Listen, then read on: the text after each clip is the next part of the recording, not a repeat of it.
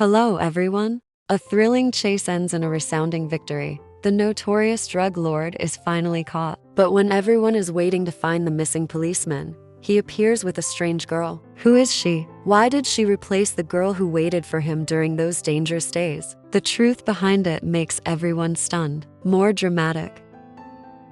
One peaceful early morning, the gentle sunlight filtered through the window. After many days of being close to each other, going through so many events together, the girl finally mustered up the courage to look at him and softly asked, "Do you like me?"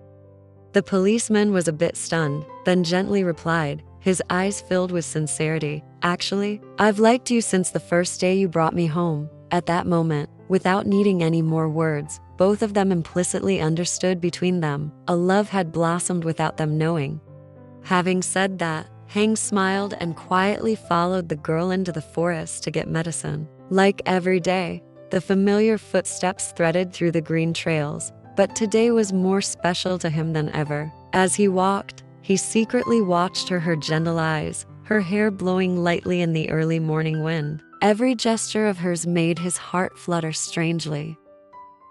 On the other hand, on Sinnhat's side, although she had just been rescued from the hands of a stranger yesterday, today, she hurriedly set out with everyone to find her husband. The wound had not yet healed, but the anxiety in her heart made her unable to sit still any longer. "I cannot wait another second," she quietly told herself, her eyes determined. Through the forest, across the stream, she tried her best, just hoping to find him her husband who was missing amidst mixed memories. No matter how difficult it was, she would not give up.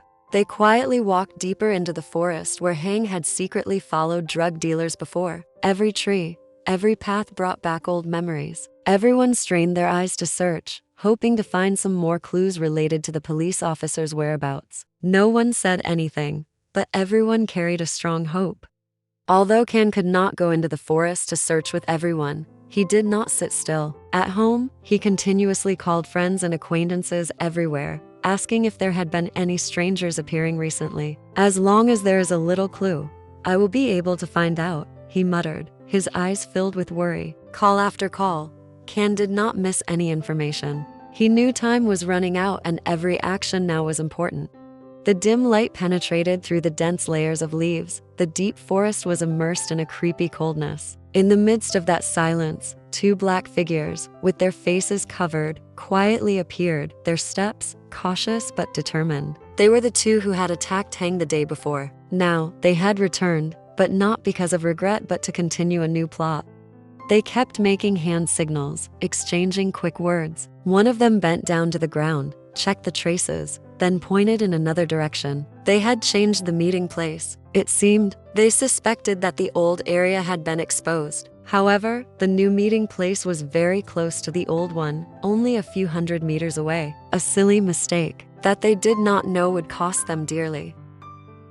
At the same time, not far from where they had just appeared, a group of policemen, led by another policeman, were still silently entering the forest. Everyone's faces were tense, their eyes examining every bush, every faint trace under their feet. Sinnhat bit her lip, her heart burning with anxiety. She didn't care that she had just escaped. The only thing she could think of at the moment was to find her husband, alive or dead.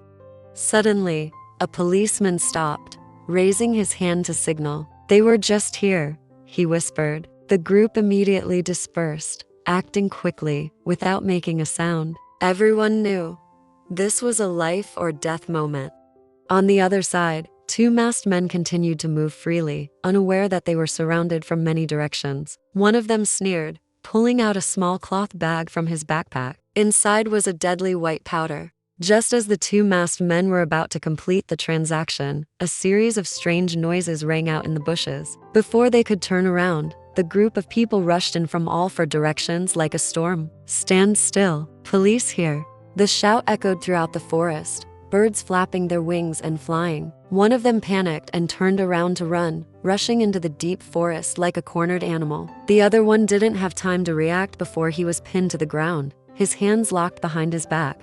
"We caught one," a policeman shouted. His face showed fear, but his mouth remained silent. He knew if he said just one wrong word, his accomplices would probably kill him before he could open his mouth a second time. At that moment, the police officer quickly searched the criminal and discovered a bag of white powder hidden in his jacket. "What is this?" The police officer's cold voice rang out. The other man was a little panicked but still tried to salvage the situation. "It's just my cough medicine." But the bag of powder had been placed straight on the ground. It was clearly drugs. There was no denying it. The whole team looked at him with eyes full of resentment. The policeman immediately took out his phone, his voice urgent. "Report. I have caught a drug dealer in the forest." The evidence was seized on the spot. The other end of the line replied just as quickly, "Very good." Another comrade just reported back. Another one was caught near the stone stream area. The whole team looked at each other, their hearts pounding. The gang was gradually revealing itself.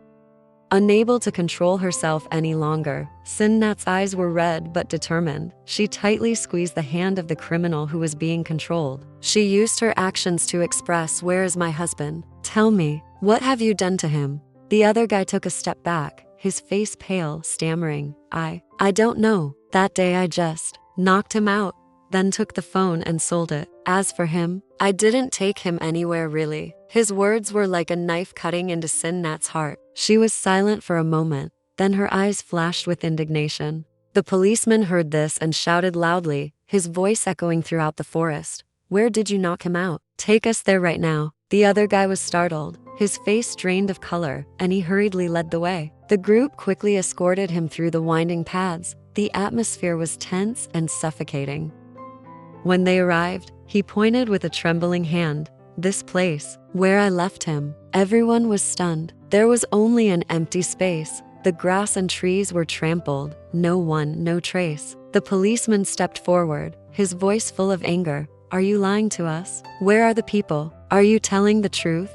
The other guy bowed his head, his voice trembling. "I'm telling the truth, brother. He was still lying here. I didn't take him anywhere." No one said anything, but everyone's eyes were focused on that piece of land where something even more terrifying than they had imagined could have happened.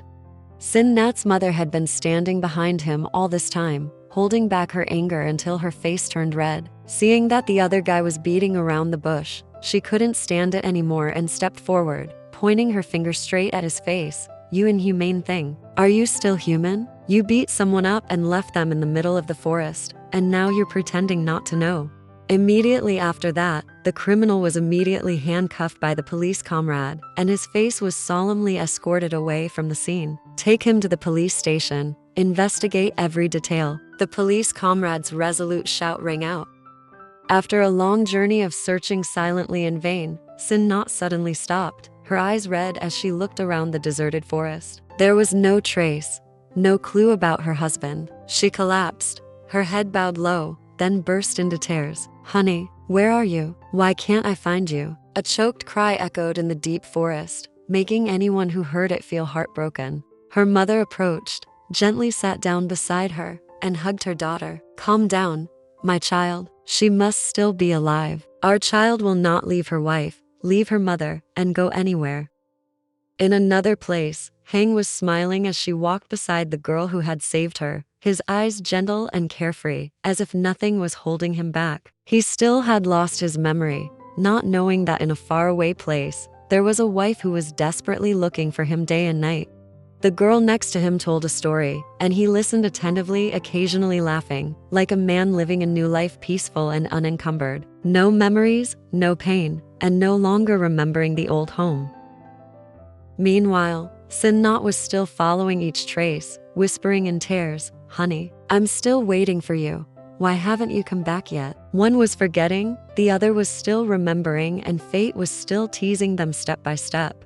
Suddenly, Hang stopped, holding her head, her face grimacing in intense pain. My head hurts so much." He collapsed, sweat pouring out like a shower. The girl ran over in panic, kneeling beside him, her eyes extremely worried. "What's wrong? Does it hurt a lot? Wake up." She shook him repeatedly, her voice trembling. Hang closed her eyes, clenched her hands. Blurry images suddenly flooded his mind. A woman's voice calling in the rain, a roof, a pair of tearful eyes. He stuttered out a few sentences. I think I used to. Someone was waiting for me." The girl realized something was wrong. and quickly ran to get medicinal leaves from the basket. "You lie still. I'll cover you. It'll hurt less. Don't try to remember anymore." But Hang knew. Memories had begun to rise and his heart was calling back to a place he once belonged to. Let's watch the next episode. See you again.